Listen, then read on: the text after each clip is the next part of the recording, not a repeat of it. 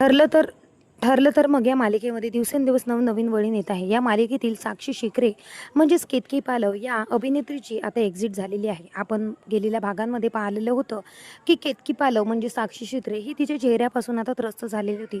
अनेक गुन्हे केल्यानंतर ती इतकी लपवाछपवी करत होती की तिला तिच्या चेहऱ्याचा जणू काही रागच यायला लागलेला होता.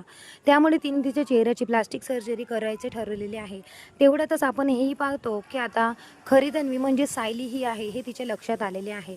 त्यामुळे आता या मालिकेत इतका मोठा ट्विस्ट येणार आहे जे बघून आता प्रेक्षकांचे डोकेसुद्धा हलवून जाणार आहे. आपण हे लवकरच पाहणार आहोत की आता तन्वी म्हणजे सायली ही तन्वीबद्दलचे पुरावे गोळे करणार आहे, जेणेकरून ती स्वतःला प्रूव्ह करू शकेल की तीच खरी तन्वी आहे. परंतु सायलीच्या अजूनही पूर्ण गोष्टी लक्षात आलेल्या नाही. काही गोष्टी तिला आठवतात तर काही गोष्टी आठवत नाही.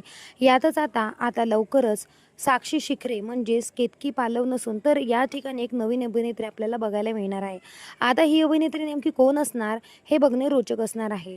तर साक्षी शिकरे हीच आता एक नवीन परत एकदा तन्वी बनून येणार आहे. याआधी आपण प्रियाला खोटी तन्वी बनून बघितलेलं होतं, तर त्याच ठिकाणी आता आपल्याला साक्षी शिकरे ही तन्वी बनून आता सुभेदारांच्या घरात व किल्लेदारांच्या घरामध्ये शिरताना दिसणार आहे.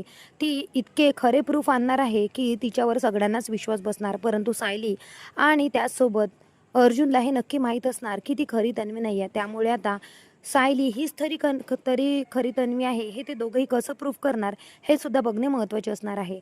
जेव्हापासून सायलीला हे कळलं आहे की ती खरी तन्वी आहे हे बघून प्रेक्षकांच्या मनात सुद्धा भरपूर आनंद व्यक्त होत आहे. परंतु आता साक्षी शिकरे ही जेव्हा तन्वी बनून किल्लेदाराच्या घरात जाणार तेव्हा सायलीची अवस्था काय असणार हे सुद्धा बघणे महत्त्वाचे असणार आहे.